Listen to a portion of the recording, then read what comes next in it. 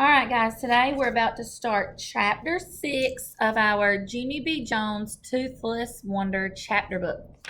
If you remember in chapter 5 yesterday, she was telling her mom about the tooth witch. Remember, Polly Allen Puffer's brother told them that it was a tooth witch, not a tooth fairy. That night, Daddy tucked me into bed. He said that Polly Allen Puffer's brother is full of soup. "There's no such thing as a tooth witch, Junie B," he said. "I promise you there isn't. Polly Allen Puffer's brother just made that up to scare Polly Allen, and then Polly Allen told that to you to scare you too." I shook my head. "No, Daddy, no, it's not made up. I know it isn't, 'cause the tooth witch makes sense, that's why," I said. "She makes way more sense than a fairy." Daddy raised his eyebrows. "Why?" he asked. "Why does a tooth witch make more sense than a fairy?" "Because," I said, "because the tooth witch likes to chomp the teeth. But the tooth fairy doesn't do anything with the teeth at all, right? And so why would she even pay money for them?" Daddy did a little frown. "Well, I don't know exactly," he said, "but I'm sure that she must do something with the teeth, Junie B. There are other things to do with teeth besides just chomping them, you know." "Like what?" I asked. Daddy put his head on his hands. Then he thought and thought and thought. After he got done thinking, he went to get Mother. She came into my room carrying Fussy Ollie.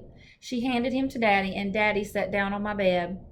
"Daddy said you have another problem about the tooth fairy," she said. I nodded. "Yes," I said, "because if there's really a tooth fairy, then why does she need to have a reason to want the teeth? Right, Mama? She's got to have a reason. She wouldn't just throw them in the garbage, because that doesn't make any sense. Plus, also, it would hurt my feelings." Mama hugged me.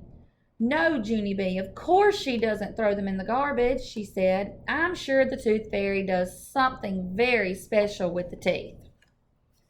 So there's Daddy and baby Ollie and Mama. They're scratching their heads. They're thinking, "Gosh, what now, Junie B?" "Like what?" I said. Mama ran her tired fingers through her hair. She stood up and walked back and forth on my rug. Then all of a sudden, her face got brighter. "I know. I bet the fairy uses the teeth to make jewelry," she said. At first, Daddy and I didn't say any words. We just stared and stared at that woman. "Jewelry?" I said finally. Mama smiled. "Yes, of course," she said.